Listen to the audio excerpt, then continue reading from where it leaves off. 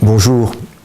Depuis le début de l'étonnante aventure du groupe Les Prêtres, nous avons reçu en 2 ans des milliers de lettres. Dans certaines, très émouvantes, des hommes et des femmes ne fréquentant pas toujours l'Église nous confient les épreuves qui ont bouleversé leur vie.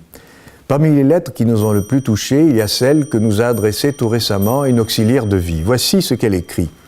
Il y a 2 ans, Jacques, lors d'une sortie à vélo avec sa femme Elisabeth, a été victime du syndrome papillon, c'est-à-dire enfermé de l'intérieur. C'est l'expression pour désigner cette paralysie générale qui laisse intactes les facultés sensorielles et mentales.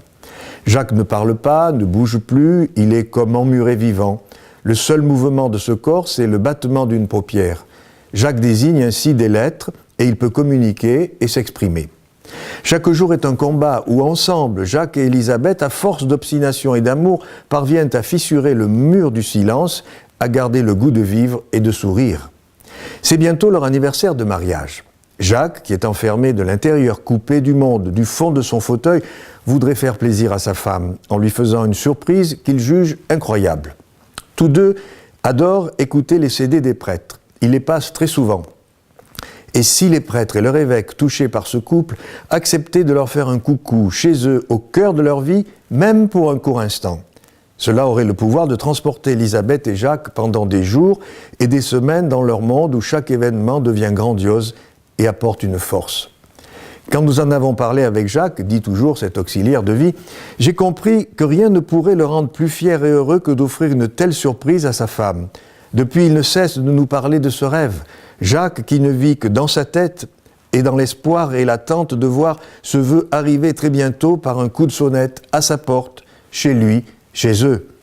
Je pense que ce n'est pas la peine de vous demander d'imaginer dans quel état de bonheur et d'excitation et d'impatience se trouve Jacques depuis qu'il sait que vous allez venir. Il va enfin pouvoir offrir à sa femme qu'il aime un mémorable anniversaire.